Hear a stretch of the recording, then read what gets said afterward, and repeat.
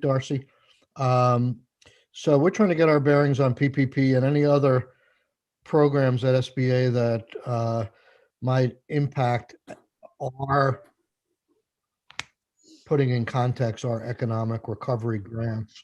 And so I have to admit, I'm a little confused as to whether what changes took place in December and what changes took place in March 13th.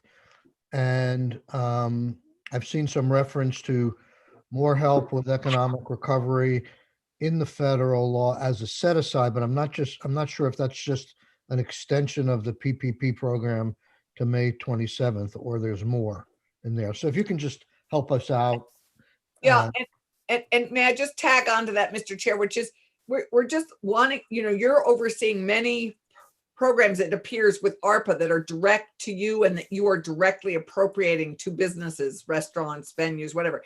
If that would also really appreciate Absolutely, yeah. The interplay of everything that our constituents will be trying to access and help us understand how they access them. Right, sure. I did give Nathan a slide deck. We don't have to go over every slide, but it might just kind of give you a visual that's helpful if that's okay with you. Yeah, is that posted to our website? Yeah, can we, is that? So I emailed it on the to Nathan. Okay, it's on the website. Okay. Great. So you can pull it up if you want. I'm going to print it out myself. Which slide deck would you like, Darcy? The one that just says 2021 COVID-19 economic relief. Or it says 4/14 final or something like that. As of April 14th. Yeah, that's the one. This is I'm only authorized to use the ones that Washington prepares, so I'll have to skip over a couple slides that we don't need to deal with, but great. Are you guys able to see that okay? It's about a quarter. It's a super blown up version, and so we can only see COVID-19 brief overview or overview. Gee, I don't know what to do about that. You might just get rid of it because I think we all have it on our screens. Okay, sorry about that. There's always a technical thing I can never anticipate. So if you are able to look at that, everyone, basically this slide deck covers all the programs that SBA delivered in Vermont. And we don't always have Vermont data, but we have some Vermont data that I think you'll want to hear.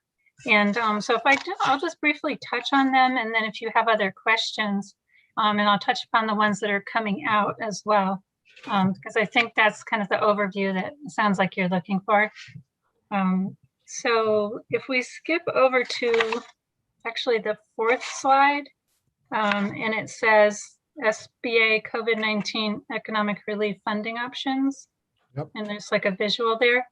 I think I'll start there. So everyone's familiar, we had the Paycheck Protection Program that started last April. It ran through August, and then there was a lapse. And then with the Economic Aid Act in December, and then further, a little bit more money was added in March under the ARPA. That program had about $292 million nationally for PPP for a first draw and a second draw. We're talking 2021 now, to be available to Vermont businesses. And there's about 51 billion left nationally. So this program, the deadline's May 31st, but the money is going to run out probably by the end of April or the first week of May. The lenders all know that. It's been communicated in a lot of media. So I think Vermonters have taken good advantage of it, but there's still probably more that can. So we're continuing to do webinars. We're continuing to promote it. And particularly the smallest businesses, sole proprietors and everything, there's probably a lot of those that still haven't accessed it for one reason or another. Just clarify, you said 292 million for Vermont, right? No, billion nationally.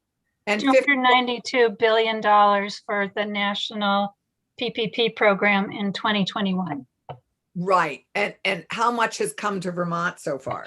Okay, so in 2021 in Vermont, we have done $534 million since January.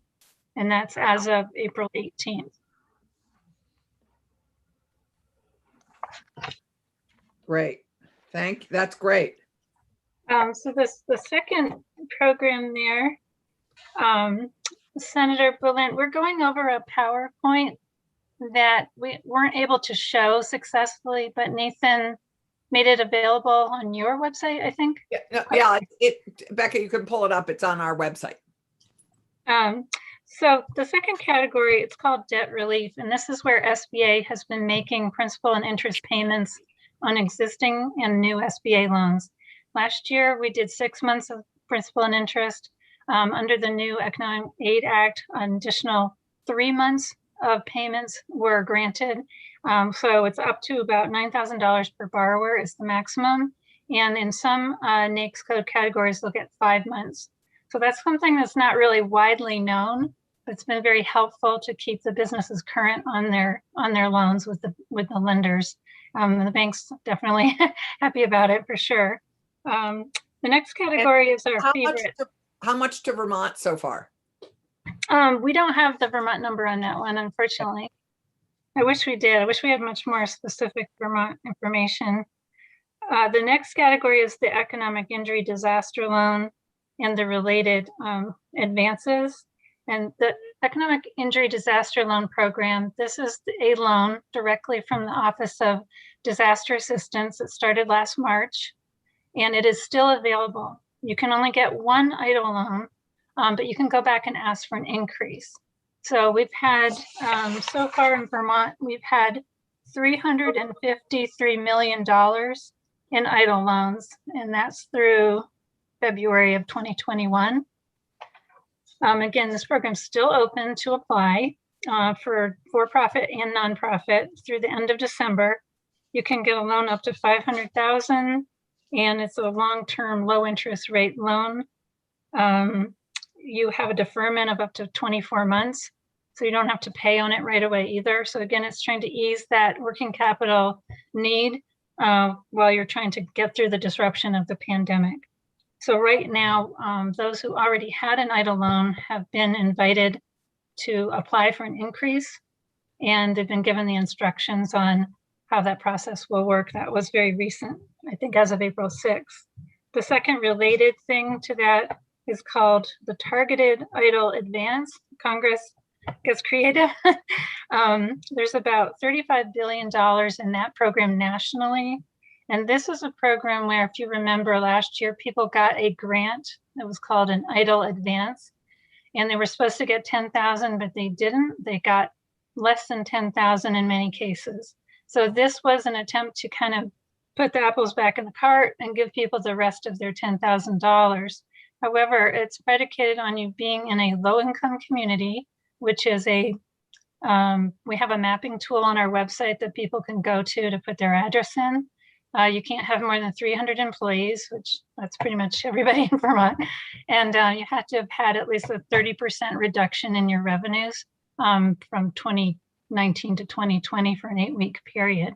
So those folks that got an EIDL advance or had applied for one last year and didn't get one were invited to apply for this targeted EIDL advance if they were in a low-income community. So you can see how targeted it really is. So SBA sent out emails inviting people that were in these locations. And it's all done by the new markets tax credit criteria under the IRS. Senator Ram, did you have a question? I can wait till you finish talking about EIDL advance. I hope you will talk about how different EIDL advance is. I just feel like it's very murky in terms of requiring a greater payback. It's a loan. It feels actually slightly. Oh, the loan, yeah. Or EIDL advance is a loan. I hadn't seen EIDL. No, the advance isn't. That's why it's so frustrating. They gave it the same name. So there's an EIDL loan that definitely is a loan you have to pay back. Then there's a targeted EIDL advance that you do not pay back. It's a grant. And I don't know why they had to use the word advance. It's been very confusing for a lot of people. But it is confusing. Yeah. So this is like, for whatever reason, last year, the administration because they were worried about funding for the advance, they limited it to the number of your employees. So if you're a sole proprietor, you got $1,000 instead of 10,000. So this second round of money that came in is trying to give you the rest of your $10,000, but it's limited to people in this low income community, which it's not a huge group in Vermont that's going to be eligible. But Right. those who, But some significant areas could be affected. Actually, we have in the new market tax credits, we have a number. yeah, of- it's like census tract kind of based. It's a little, yeah, you guys know this stuff better than I do probably. So those people have been invited. Not all of them end up qualifying. There is a evaluation process, and that apparently just came out. So, you know, if anyone has a question, they can always contact us and we can help them. I don't want to spend all your time on this just because, as Senator Ram said, it's a little confusing, but I'm open to like any specific questions to answer on that. Let's focus on the big ticket items, okay? Yeah, okay. So the next category are the ones that are going to be launching. So we have the Shuttered Venue Operators Grant. That nationally is $16.25 billion. It's not a huge amount. It was also called the Save Our Stages Act. And this is a program to help, you know, like the Flynn theaters, the closed venues that have been shuttered because of the pandemic and, you know, the closed seating and all that didn't allow them to open. Also in that group, though, are museums and movie theaters, talent representatives, and basically it's a performing art is the focus. So there's been a lot of interest in Vermont from a lot of people that probably aren't eligible, like sporting events aren't eligible, air shows, things like that. It really is all about, you know, dancing, singing, comedy, you know, those kinds of true theater type things. And then somewhere along the way, the museums got added in, which also includes zoos and aquariums. It's a little bit of a grab bag of things. No, it it was, isn't I'm it sorry? anything that sold tickets? I mean, that was a cultural base Mhm. that Yeah. was much more challenged than almost anything else. Right. What is the So- interplay between these specialty or these sort of set-asides for shuttered venues and restaurants and others and PPP? So PPP is widely available to a huge cross section of, you know, agricultural businesses, regular for-profit businesses, and nonprofits, chambers of commerce, you know, all kinds of. It's a very huge universal program. These Right. targeted programs came out of advocacy groups working with Congress to say, hey, what about us? We have been so seriously impacted. You need to do something for us. And so the theaters were able to communicate that successfully, worked very closely with Congress and SBA to develop that program. And the restaurant industry as well had a lot of advocates and were able to come out with this grant program called the Restaurant Revitalization Fund that's going to come out in about a couple of weeks. Right. So and those are really, I'm sorry? And what I'm asking is, can you get both? No, you can't. You can get the SVOG or the Restaurant Revitalization Right. Fund. But you can get PPP and a shuttered venue. Yes. Yeah. But Can you get, I think that's what our you chair get- was asking. okay, I'm sorry, I missed that. can you get- So can you yeah, get- so if you get a restaurant revitalization fund grant, your PPP loans are deducted from the grant amount. That's also true for shuttered venue operator grant. If you got a PPP loan, it's going to be deducted if you got it after December 27th of 2020. So they're trying to not have a duplication. So And which is likely to be the bigger grant? Well, they both go up to 10 million, but the one that's going to have wider access is going to be the Restaurant Revitalization Fund because there's more groups that are eligible. So it's just imagine it's every restaurant, every bar, every food truck, think food what I'm- cart, I think what coffee I'm- shop. I think what I'm trying to get at is if you've got a PPP loan, and let's say it's forgiven, and it's larger than you go ahead and apply for a restaurant grant, are you disqualified for the restaurant grant? No, you can have PPP and the restaurant grant. but mostly people will have already had the PPP loans Right. and when they apply for it. So to just kind of give you the formula for getting this restaurant grant, you take 2019 gross receipts. Let's say it's $250,000. You subtract 2020 gross receipts. Let's say it's $150,000, right? Because you had a pandemic. So your grant amount would be 250,000 minus 150,000 is a $100,000 grant. If you got PPP loans, those would be deducted. The full PPP loan amounts would be deducted from that $100,000 for your net grant amount under the restaurant program. Okay. Uh, So dollar for dollar, it gets adjusted. Okay. Right, but in your gross receipts, you do not have to include any federal or state aid. So if the restaurant got a state recovery grant, it is not included in their gross receipts calculation. Their PPP loans, their EIDL loans, their debt payments from SBA, all of those are not added to your gross receipts. So that should help the margin between 2019 and 2020 be a little wider. Right. So these specific grants are people apply, businesses apply directly to the SBA. There is no local Vermont appropriating. This is all direct to the federal government. And as we know, people find direct applications with the feds often very cumbersome and difficult. I understand there have been measures taken to simplify these grant applications. Have you found that the case, Darcy? Is that, as you look at them, are they simpler and easier for our constituents to access? I think the shuttered venue operator grant is a bit complicated. That's because OMB requires, if it's a grant program, you've got to register on sam.gov. You've got to get a DUNS number and a cage code. We can't directly assist anybody because it's a grant. So we have to kind of outsource that to the SBDC to help people. So it's kind of a different animal.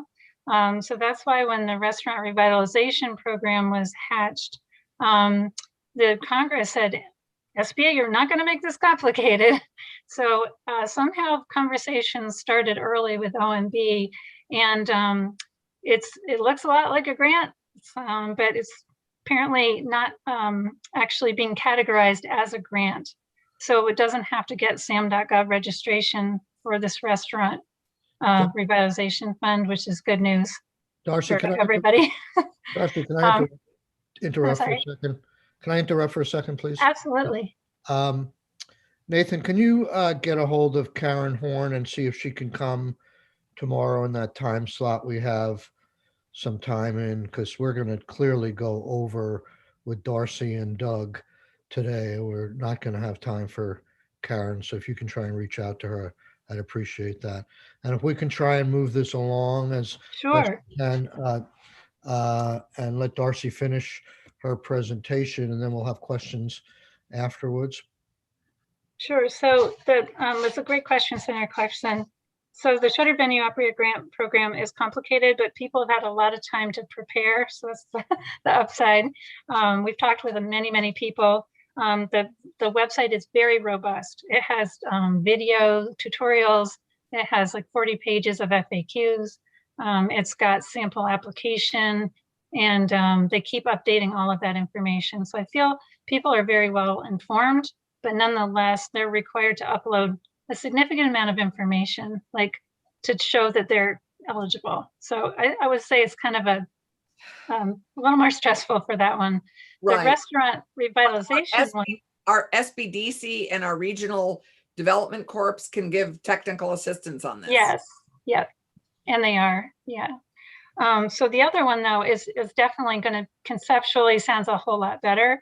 Obviously hasn't launched yet, but basically the Restaurant Revitalization Fund, about 80% of the applications will be accessed right through their point of sale vendor system. So if they use Square or Clover or Toast or one of those platforms, they will apply right through there. And the benefit of that is they've got all their banking information already. So it should be pretty smooth sailing. The application will be, accessible through that. And then we figured another 10% or so will be coming through the SBA portal. So right on SBA's website will be an application portal for people to apply.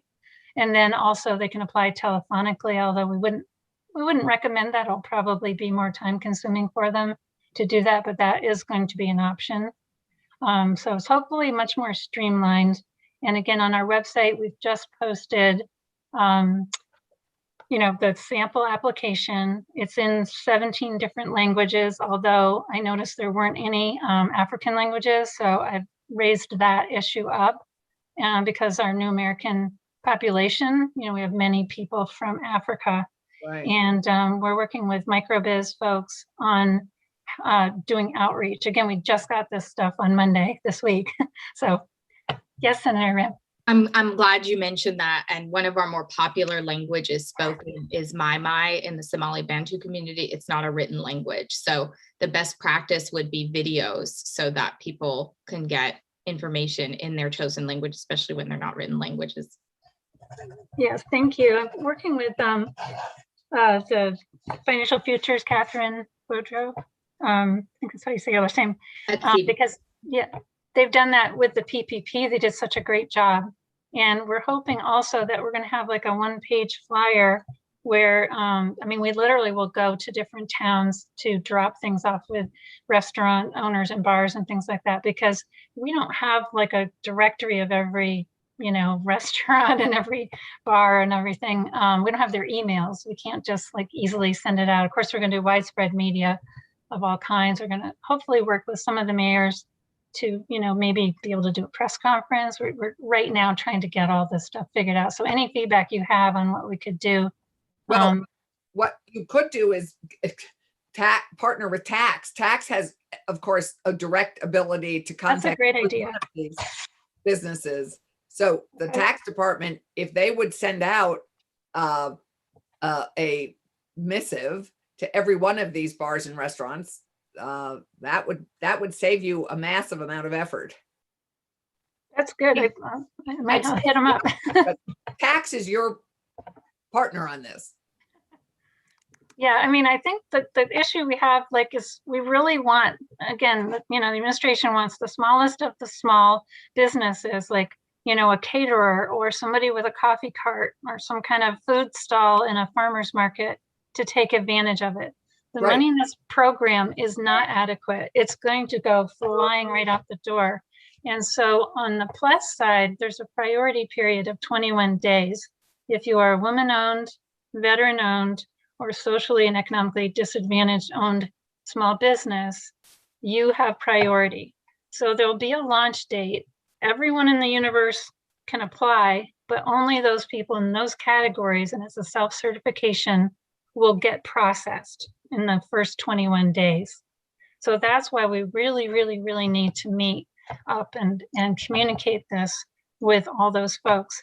And, we're a small state. We've got great collaborators, but we don't have, like a Hispanic chamber, a Black chamber, an Asian chamber, like some states where it's very expeditious to get things out. But I'm counting on our partnerships with everybody, all of you. That's why I included another slide deck on this program I gave to Nathan that he can share with all of you. And I hope, wherever you go, whenever you're at a restaurant, especially, the locally owned ones, franchises are eligible, if they're really independently owned. But just to let them know that this is available, it's coming available in about 2 weeks. And they hope to fund the program. They said that the need's probably around 130 billion. So this is 28.6 billion. So you can see how, it's going to get gobbled up. You can have up to 20 locations. So again, this was what we faced with PPP, is that those were more sophisticated, had CFOs or whatever, grabbed the money very quickly. The first 2 weeks, PPP was just zapped right out. So that was the lesson that, we needed to learn. So that's why the agency is trying to do these priority periods and some set asides as well of the funding for the smallest ones. But and Darcy, how much is it nationally? 138 billion? No, this is only 28.6 billion, but the estimated need we've heard anywhere from 120 to 130 billion nationally for these impacted businesses. Is this a competitive program with other states, or do we have a fixed amount that's dedicated to Vermont? I really wish we did, Senator, but we don't. We're fighting it out with New York and Texas and California and everybody who's already in the starting blocks and has been working with their restaurant associations already. And how is the grant amount determined again? So this one, it's based on, you take your 2019 gross receipts, and there's a definition for that. There's a program guide on our website. It defines that. And it doesn't include assistance, as we just mentioned, federal assistance or state grants. 2019 receipts minus 2020 receipts. That's your pandemic loss. And then you would subtract any PPP loans from that loss amount, and that would be your net grant amount. If you weren't in operation in 2019 and you just got started in 2020, there's a different formula for that. There's also the ability for somebody who had a great idea to start a restaurant in 2020, spent a lot of money getting ready, and then they couldn't open, and they can get their expenses covered, even though they haven't really had much in the way of sales. So it's really trying to be very flexible. You have 3 years to use the money. It can be many wide uses for it. It's not just payroll. It's pretty much every operational expense. You can't pay off debt with it. You can make loan payments, but you can't refinance, that kind of thing. But other than that, it's going to be very flexible. Yes, Senator Ram? Senator Rob? Thanks. What are other states? I mean, I know some states have chambers, so short of that, many don't. Are they setting aside funding to help have intermediaries and people to do technical support? I mean, I would, you can't just put this information in other languages or hand it to a business owner. They need support to figure this out and walk through it. They need it written in very plain English, and they might need a specific person that they can be able to reach back out to that can walk them back through the process in their own language or in a really clear way to meet their needs. And so I'm just wondering, help me understand what kind of support they're going to get besides a flyer in their hand. Exactly. That's the part that's challenging. So obviously the microbiz folks are, going to be available. SBDC, Small Business Development Center, our Women's Business Center, our office, actually, we can be helpful on this program because it's kind of skirted the, OMB grant designation. But yeah, we could use so many more technical assistance helpers. Yeah, I don't know if they're getting money funneled to them to be of help or not. I mean, if you have the ability. SBDC kind of has, because they've gotten a lot of the, the CARES Act funding for that. Okay. So maybe it's a partnership with ACCD, but what I don't hear are organizations like AALV, NAACP, or Vermont Partnership for Fairness and Diversity that have all been working with businesses who have been off the radar. Right. And they can't, they're so stretched. They can't just sort of add this to the many things that they would need some funding so that they can devote somebody to this help. So in the list you named, I didn't hear an organization that works with our most left behind businesses, which are BIPOC and New American businesses. Yeah. So basically we couldn't talk about this until yesterday. So we haven't had a chance to talk to them, but absolutely we'll be talking with them. And I know Curtis, and I know he's got way too much going on. He's done such great work. So that's our biggest issue, definitely. Now with PPP and some of the other, I think Embrace grants or something, Vermont Community Loan Fund also was helping do some of the technical assistance. But yeah, this is the area where, because of time is of the essence, that's our real challenge. I know this isn't, I just want to say out loud to the committee, I mean, when we hear about urgent needs that ACCD has, I feel like this should be at the top of the list. Is money available to help businesses access federal funding that is first come, first serve, that is a national pot of money? It feels more urgent than tourism, more urgent than a lot of things that they're asking for money for. So if there is a way to make an ask of ACCD, I would like to be copied on that, because I can't believe that there's not more we can do with urgent money that we are trying to make available to do technical assistance to support businesses access federal funds. And I would tag on to your concern that this will happen before we can get any legislation done. So this is going to have to be done with our asking and highlighting it, because it sounds like Darcy's saying there'll be 2 weeks before this opens, and then it'll open and there are only 21 days. So we can't do this through legislation. We could do this through our asking specifically and Darcy asking. So I think some of the avenues we have to contact every business that pays tax through tax department, through our community action agencies, which you've already mentioned, the Embrace program, through all the places that have already tried to touch the women, BIPOC, veteran businesses, as our smallest of the small businesses. That is the crowd we need to really lean on now to help us communicate with this, because this is a great opportunity, this 21 days. But if people don't know about it, it's basically a wasted opportunity. Right, I know. And then there's another program called the Community Navigator program, but the notice of funding for that isn't going to come out for maybe several weeks. And that would be what Senator Ram and Senator Cochran, you're talking about, a community navigator who would really hold your hand. Yes.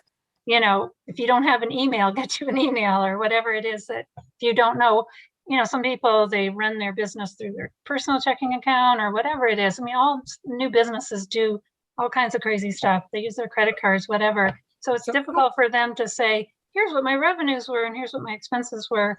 So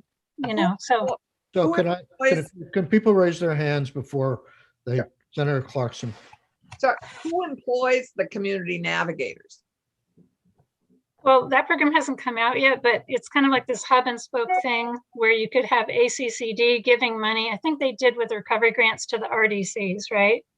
And then they were doing technical assistance on those. And then BDCC right now is doing the sole proprietor CDBG grants. They're doing the one-on-one assistance. So we have people who are capable by and large. I mean, I think it's still hard if it's different languages. But you're right, there's no funding that came with SBA's program for that, which is a shame. And we're just 5, there's only 5 of us in the SBA office in Vermont. So, we have a plan for outreach. Our administrator wants every single thing that we're going to do. But that's our biggest challenge.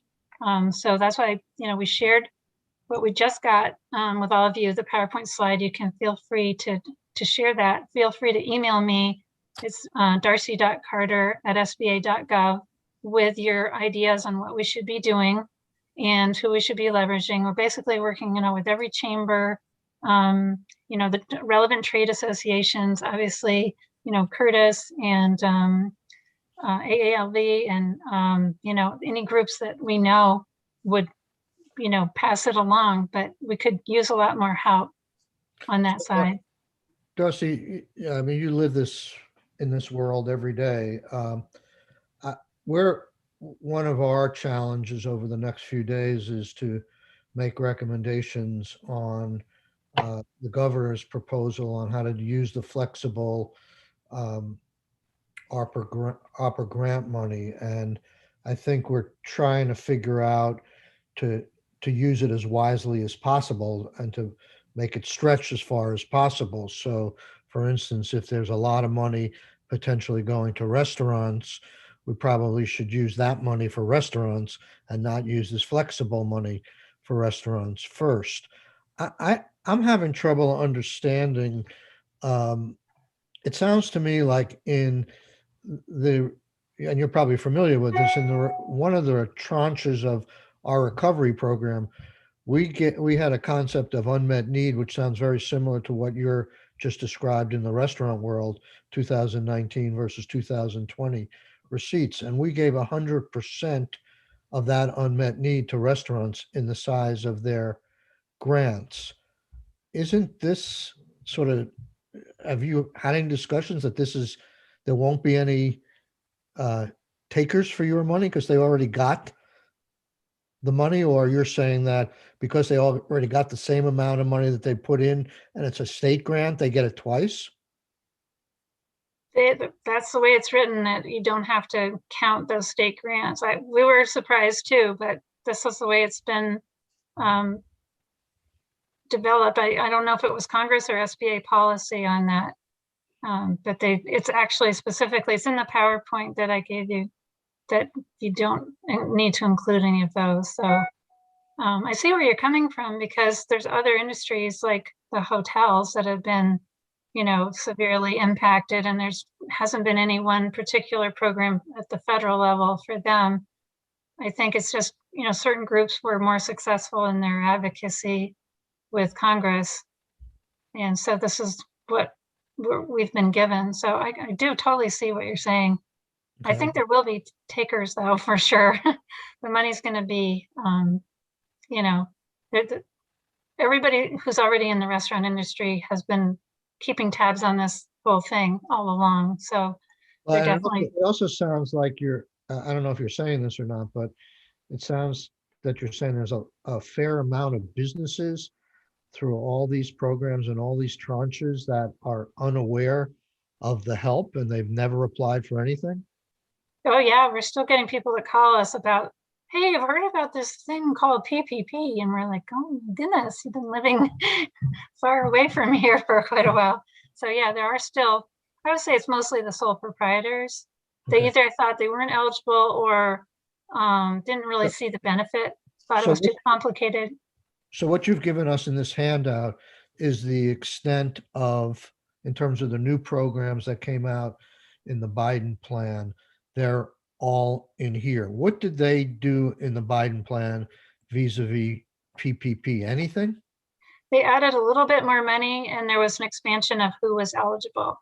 So it was additional nonprofits that became eligible. And they extended the deadline from March 31st to May 31st. Okay. So I think people feel like that program's winding its way down. And I know that the lenders are ready to move on from it. The other aspect is the forgiveness of those loans, Senator. Right. Only about 40% so far have actually been submitted and forgiven. So there's a huge bunch of them in Vermont that have not applied for the forgiveness yet.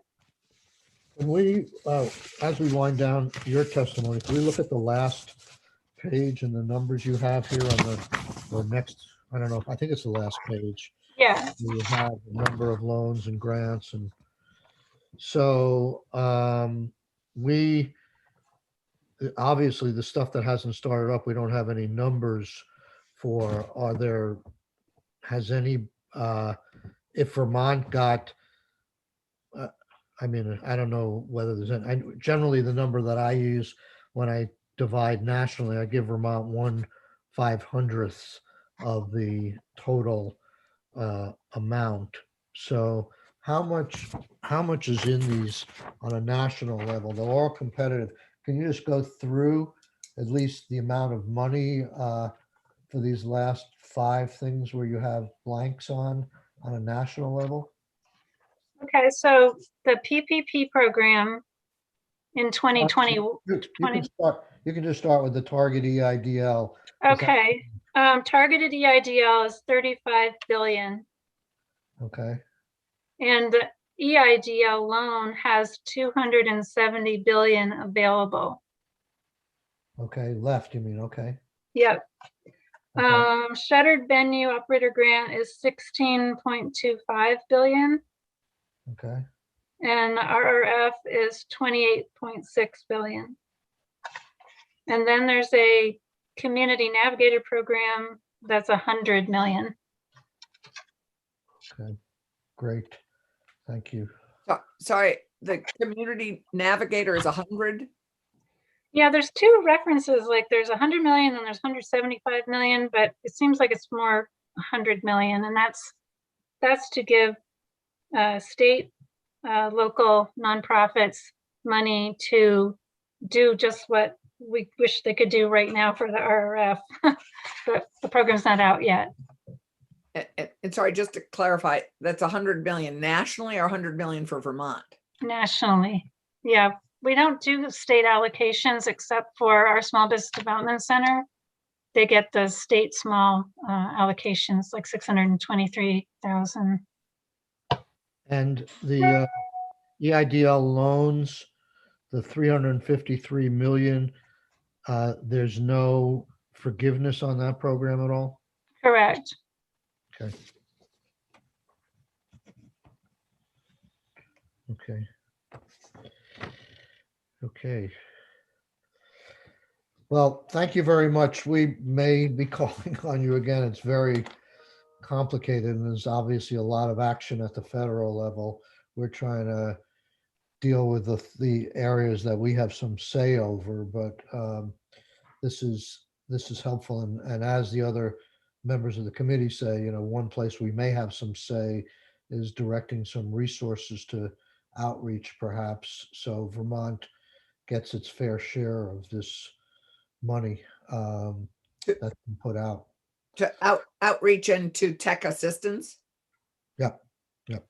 So, and in terms of PPP loan forgiveness, is there any projections in terms of how much of it? Looks like Vermont has already gotten $1.7 billion in loans through, I don't know what date that is, Yeah, but that's through April 18th through April 18th. of Okay. this year.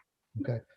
Is there any, is the expectation is that most of those loans will be forgiven? I can't imagine a business wouldn't want to try and get it forgiven. Yeah, it's about 99% forgiveness rate, and there can be many reasons for it not getting forgiven. They could have just chosen not to use the money correctly. They could have not paid any attention to how they were supposed to use it, or they could have truly not been able to maintain their workforce or the wages that they were paying them, so they got a partial forgiveness. But it's really very, very small. It's like 0.2% Got it. are not forgiven. Okay. Darcy, thank you very much. We're going to move on and we'll probably go over a little bit today. Committee, we got a late start. So we may have you back, Darcy, but I really appreciate your time. Thank you. Yeah, thank you. Thanks to all the And committee members. the handouts are great. They're perfect. Thank you, Darcy. Thank you, Senator Clarkson. Appreciate it. Bye. Yeah. So I asked Doug to come in. He has a report due on I don't know if it's an audit report or how we would characterize it, on the economic recovery grants to date. I understand there's been some preliminary data collected, and as I said earlier, the chair of appropriation is looking for us to comment on the governor's plan, which we started hearing about, that the time crunch is just amazing in terms of, you know, hundreds, well, what is it? It's over $1 billion that we're being asked to spend over 3 years, $370 million.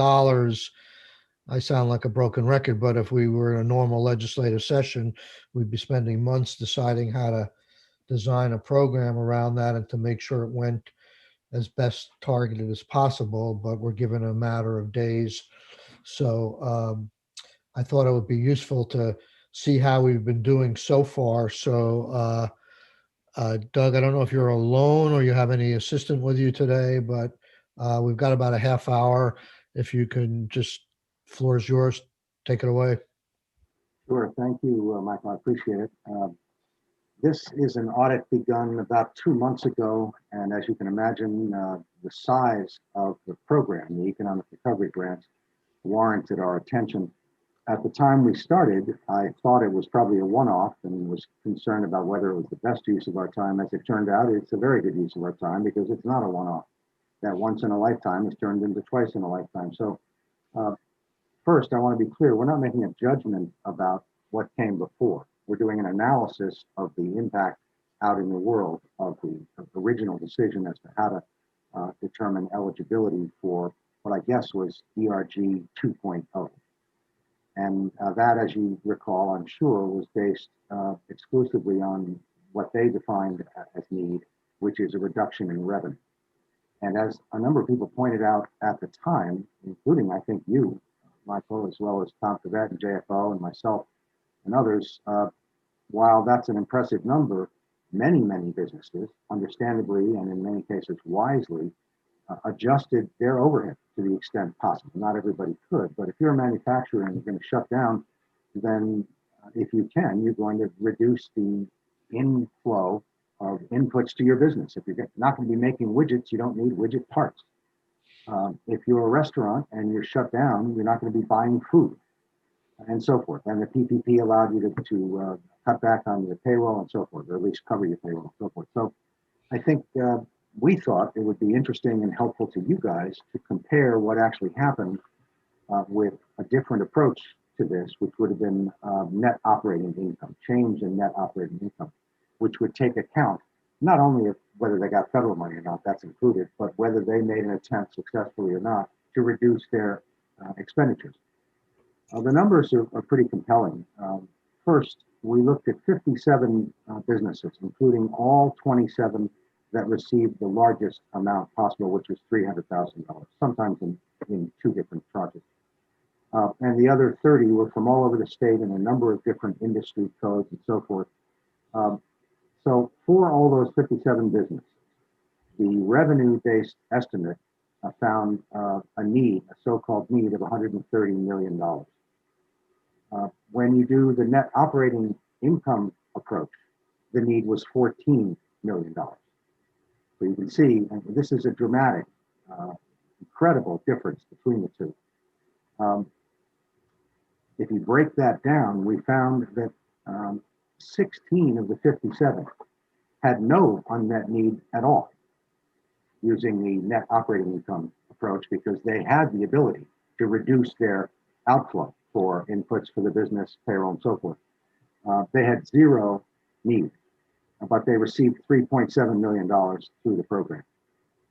And that's only for 16 businesses. So it's pretty clear that the program wasn't necessarily optimal in terms of targeting. For the other 41 businesses that did have some level of need based on the net operating income approach, as I said, that was 14 million. What the revenue-based need found was 66. So the first one, where there was no need, was virtually 10 to 1, the ratio of what the agencies, what we all agreed to, the revenue approach, was 10 times the size of the approach using net operating income. Even for those who had a net operating income need, the ratio was 4 to 1. And that's important, I think, because as you look ahead to the administration's proposals for another version of this grant program, I think I heard them requesting 50 million based on their assumption of 500 million of need. You would be perfectly justified in saying, wait, it really probably isn't anywhere near $500 million. So that's the takeaway. That's all I can give you now. It's, we'll give you a lot more detail when the report is completed. And to answer your question, it's a full GAGAS audit. It's a big deal. And I'm very comfortable with these numbers. They've been checked and double checked, but the quality control is another check. So we'll get to you again when we have the full report. So let me understand this. You are doing a full audit on what you just reported. That's a requirement that we put in the statute, or you chose to pick this area or something to audit? I'm not following exactly. I chose to do it. It was not in the bill. So when would we expect to see that full audit? I think we're very close on the second objective, and we still have some work to do on the first objective. So optimistically, a month, maybe 5 to 6 weeks. You said first objective and second objective? Yeah, the first objective of the audit is more related to the process, the extent to which the Agency of Commerce properly applied their procedural due diligence, reviewing the applications by the firms, and so whether they met all the benchmarks. The second one was strictly about need, this question of how you define need and what the outcome would have been with a different approach to need. The first one, pretty data rich and it's taking a little time. Okay. So I'm sure people can quibble about certain things, but when you say there was $14 million of, I mean, I've always had a problem with this using the word need here because it's just receipts versus receipts. And as you say, there's no including of the costs of running a business, whether it's food or labor or whatever, is put in there. So to use the word need is, I think, a misnomer, and it throws people off. And when, now people are saying there's $500 million left of unmet need, it doesn't really, in my mind, truly represent need. It represents lost revenue. But when you use the word need and say net income, if we had given, instead of, in your example, 130 million, was it, in unmet need? Yep. 130. If we were to given 14 million out, and I'm not saying we gave the 130 million because there were caps on some of the programs, but if we were to give the 14 million out, that would, am I missing something? Or is that $14 million would have made everybody whole from how much income they made the year before? Not income, net operating income. Yes, exactly. And I should add that it's kind of interesting that 38 of the 57 businesses, including all of those who had no need based on the net operating income approach, and some of those who did have a need by that other approach, but it was modest, 38 of 57 in our sample came out with more money than they had the year before. So it's not just that we all assumed that the intent of the program was to keep people above water, so they could either stay open or stay healthy enough to reopen when the time came. They actually did better in the year of the pandemic than they did the year before.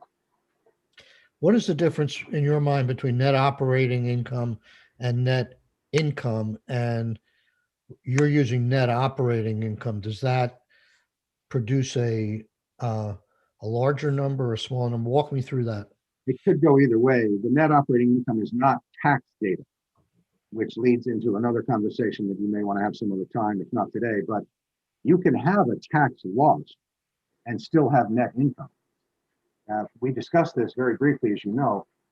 There can be carry forward stuff on amortization and all kinds of things from prior years that had nothing to do with COVID.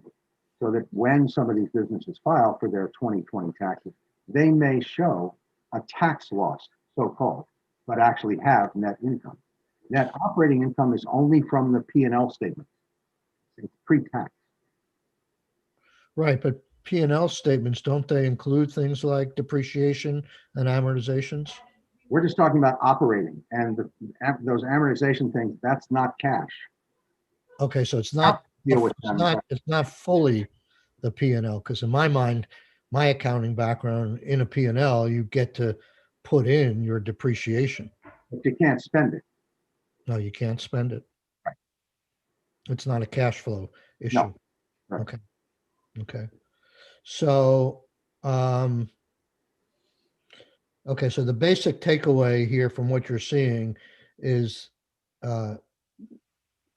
that in terms of need, if we're trying to make people whole for their net operating losses from the sample you gave, we gave out 10 times more money than we should have.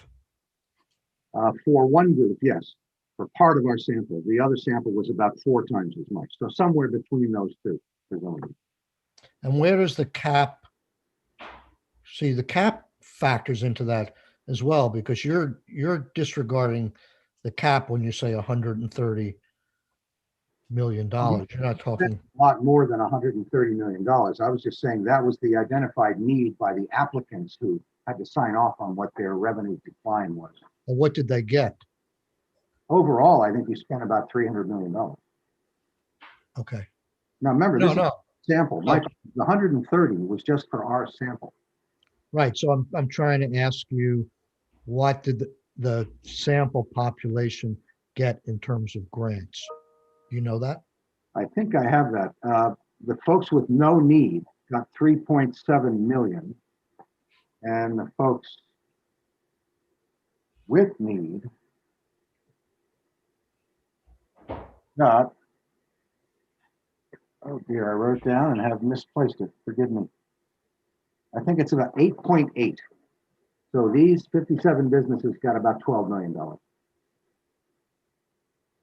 And these 7, they got 12 million, and now I'm confused because I thought you said that their net operating loss, these 12, 14. so they didn't get as much as their net operating loss in terms of grants. Correct. So even, Awfully close though. okay, so if the goal was to give them, Actually, no, that's not fair. First of all, you have to back out those who didn't have a loss. They got 3.7 million. So the 41 remaining businesses got 8.8. In both cases, they got between 200 and 250,000 on average per business. But remember, their losses, their net operating losses vary tremendously. Some of them may have had very small operating losses, others quite large. So the averages can be misleading. right, but I guess I'm trying to say, despite the fact that we used a figure of the change in revenue without looking at any business's costs, somehow we, I know where you're going. I'm sorry. You forgot. I forgot. This is also including federal money. So the 14.1 million is, you have to back out the federal money first. So there's a lot of money sloshing around here, not just the ERG grants. yeah, well, I can't do a comparison in terms of how much we put out in ERC.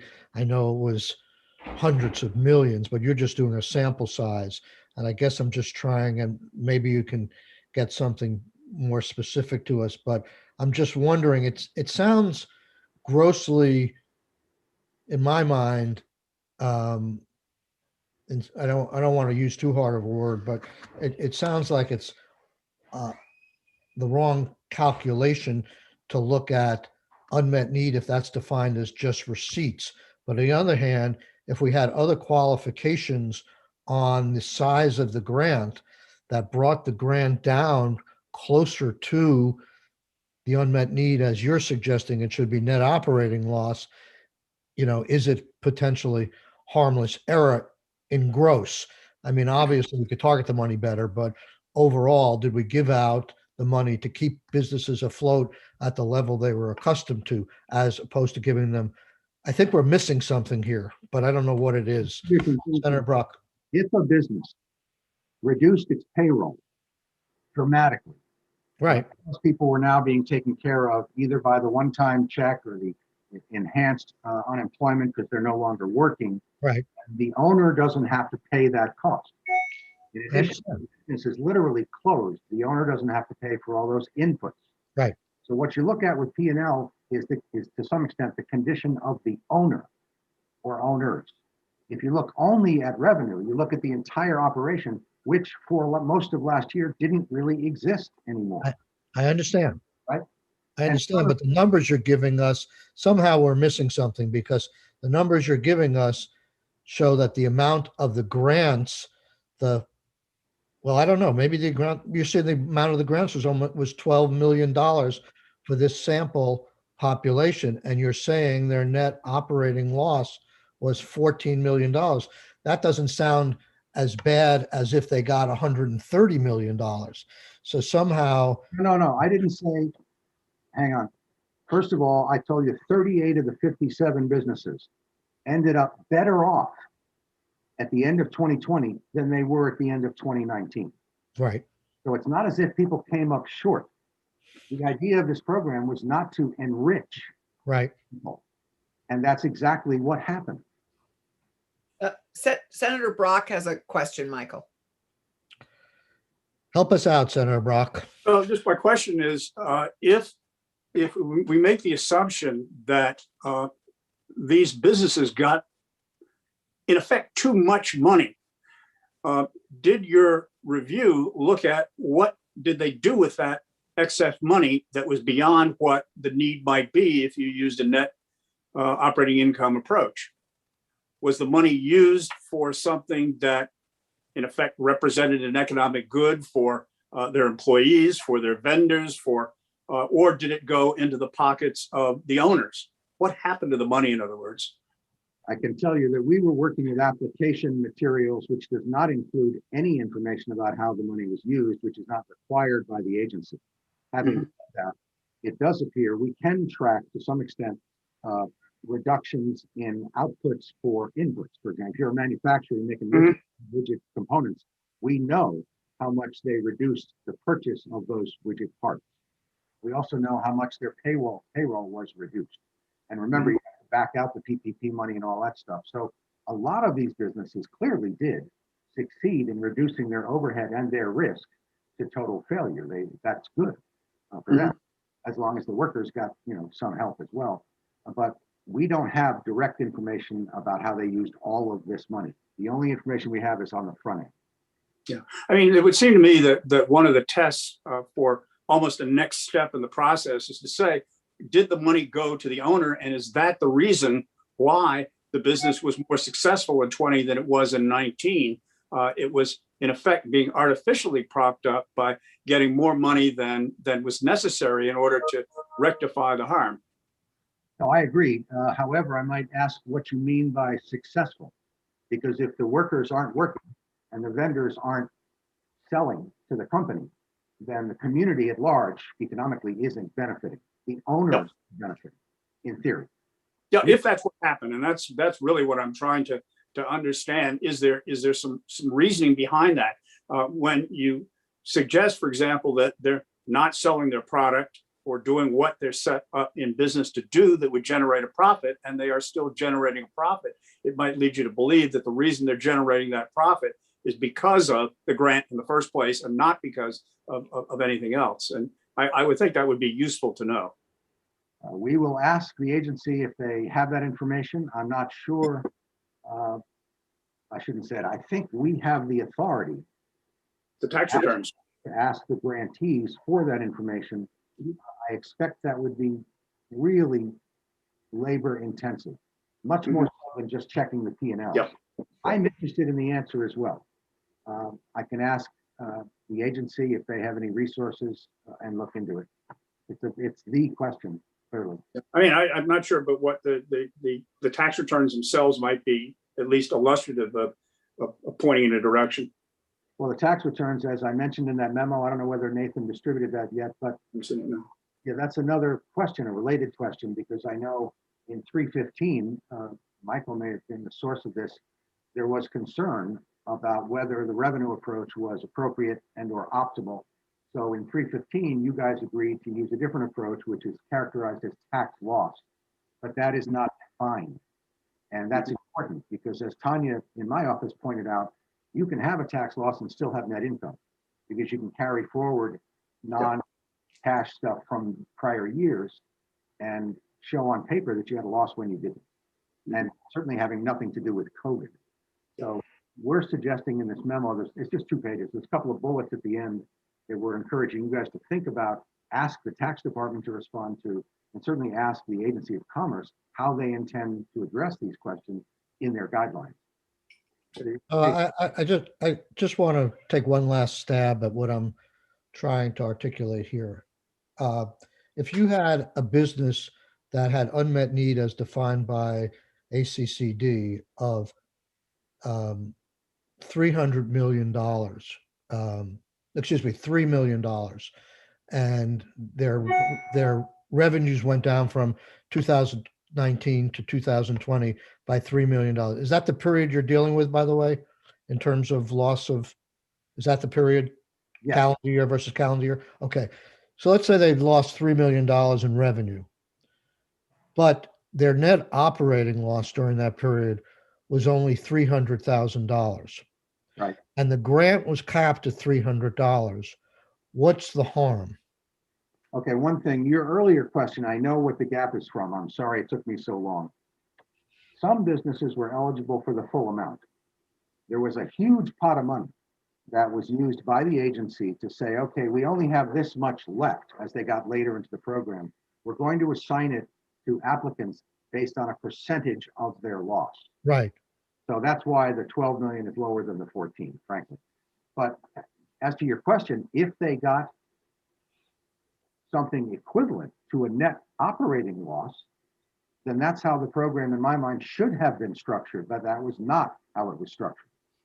It wasn't, and all I'm trying to say, I agree with you that it has a problem structurally, but I'm wondering because of other factors that capped the grant or only gave a percentage of the unmet need, you wind up sort of at a less, it's not as egregious as giving $3 million out to that business that had $3 million worth of unmet need. They only got 300,000 because there was a cap on the program at 300,000. So you sort of backed into, in a weird way, to a number that's closer to the one that you think is justified. So that's what I'm trying to figure out, because you said in your sample, those people got 12 million, and you're saying their net operating loss was 14 million. So the practical effect is they got close to what you're saying the formula should have been to begin with. And I don't know if I'm missing something there, but anyhow, let's see what time it is. I It's appreciate you bringing this to our attention because it's really important as we go forward. exactly. Because we have heard that the administration wants to operate very similar to the way they operated on this last $10 million. And if there's any kind of improvement that could be had. And again, I want to say over and over again, my goal in this is just to target the money better and make sure we have a better analysis. And we're always up against this thing where we got to get the money out the door. We've got to get the money out the door. And it's a little different this time than it was with the CARES funding, where we had to spend the money by December 30th. We have a 3-year window here. Yes, the sooner we can get it out, the better. But then you have to balance out, are you getting it out under the correct formula and giving the legislature a reasonable amount of time to weigh in. We're supposed to be the branch of government that spends the money, and we're given a proposal with literally hours or days to say yes or no on, and with little staff being able to redesign or look at it. So it's kind of it's very challenging, to say the least, and we appreciate any help you can give and the thoughts you've given us thus far. I think it's enlightening. One more thing. They're helpful. It's a Herculean task. First of all, I feel your pain, Mr. Chairman. Second, with regard to the future, I think these early findings are really important, not just for you guys, but for the appropriations committees. Since the agency has said that they believe there is $500 million in unmet need, based on our analyses, that is more likely to be either a tenth of that or a quarter of that at most. So when they say, as the commissioner did when she was in a week or so ago, we picked 50 million in response to your question because it's 10% of the total. Well, if the total is inflated by that much, then you don't need 50 million. If the actual loss or risk in net operating decline is a tenth of that, 50 million instead of 500, and they need 10% of that, then instead of 50 million in the program, you only need 5. So, if they use the same methodology to come up with 500 million, then it's excessive, terribly excessive. And you could find yourself appropriating money that isn't needed, a lot of it. Okay. I'm just trying to think if there's anything else. And may I Yeah. just ask, Doug, when are you expecting to get this report to us? As I said, if we're lucky, a month, maybe a little bit more. Okay, sorry, I just missed that answer. Okay, great, thanks. Well, now that you have such a whiz deputy, you'll be able to whip these things out much faster. No doubt. All right. What was I gonna? There was one thing you mentioned before. When you were talking about the tax loss situation, Um, it's my feeling, and we will have further conversations with the department, is that we all sort of knew what we were trying to get at with tax loss. And yes, it's not defined per se in H315, but neither was economic loss as the House sent it to us. And they have 10 days now and maybe 6 days to get guidelines out. And I hope they will deal with guidelines that reflect the intent of the legislature to talk about tax loss. So if there are these oddball situations where someone's going to either not qualify or qualify for more than they're entitled to, those guidelines will address that in terms of further definition to tax loss in a favorable, in a statutory intent way. And to the extent we need to weigh in on future economic recovery grants to clarify tax loss even further, we could at least do that for the further pot of money. But my hope is we can work with the administration to get to that. And I have no reason to believe that the administration has any intent other than to get the money best targeted under that concept of tax loss, which I think is closer to your whole, what you were talking about net operating loss. So that was certainly our goal, and we'll have the administration in before they even issue their guidelines to see the direction they're going on that.